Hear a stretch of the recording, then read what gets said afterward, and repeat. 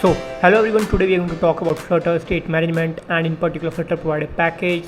So let's start.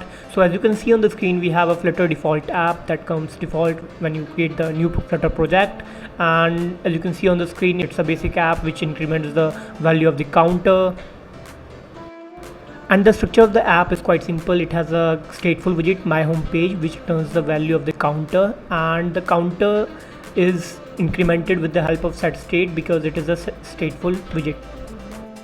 Now, as provider package is used for state management, let's just understand why there is a need for state management. So to begin with this, I have taken example and it is similar to the previous one, but I have changed the body of the default Flutter app with the page 1 class, and page 1 class have another class which is page 2, and page 2 contains the value of the counter, and as you can see the value of the counter is null right now, and because it has not been incremented. And now the problem here is that the counter variable is in the my home page class. There is no way for the page 2 class to access that particular counter variable. So you will say that we can access that counter variable by passing that variable first in page 1 and then again in page 2. Yes, you can do that, and that's what we will going to do now.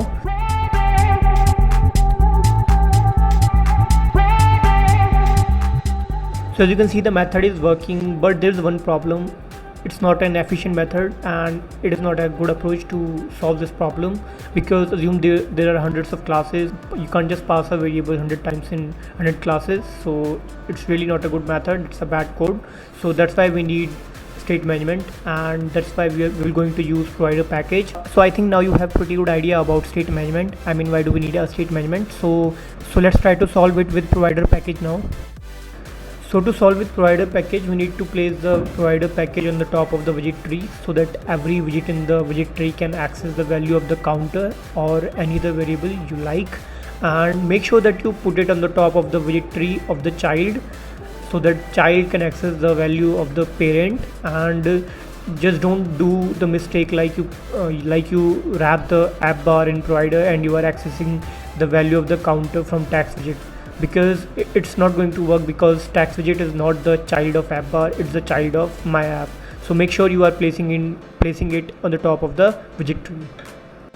Now removing the code of the previous method and creating a new dart file for the provider method to create the architecture. We will start with creating a class increment counter which extends change notifier, and this class have two things. First is an integer variable which is counter and its initial input is 0, and another is a void function increment counter which increments the value of the counter, and after it calls notify listeners, which notify all the listeners who are listening to the value of the counter so that they can change the value of the counter plus plus. Okay, now we will wrap my app with the change notifier provider, and change notifier provider takes in two parameters, create and child. But before that, make sure that you are passing in the type of the provider. So in this case the type is encounter, and the create input creates the encounter class. Then in the increment counter function, we will call the increment counter function of the provider architecture but with the help of the provider.of_context, and make sure that you're passing in again the type of the provider. So in this case it's again encounter, and then we will just call the increment counter function. And now in the page 2 class we will access the value of the counter with the help of the same code provider.of_context, and in this case we will access the counter variable, and now we will run the app to see if it is working or not.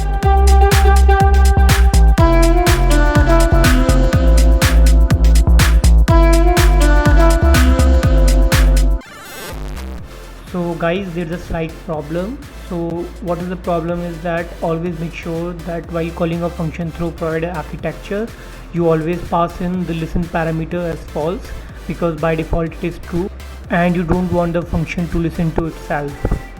So yeah guys, thanks for watching the video, and make sure that you like the video, and if you want me to cover any specific topic then you can write down in the comment section, and if you want me to improve regarding anything then you can also write down in the comment section. So yeah, bye bye.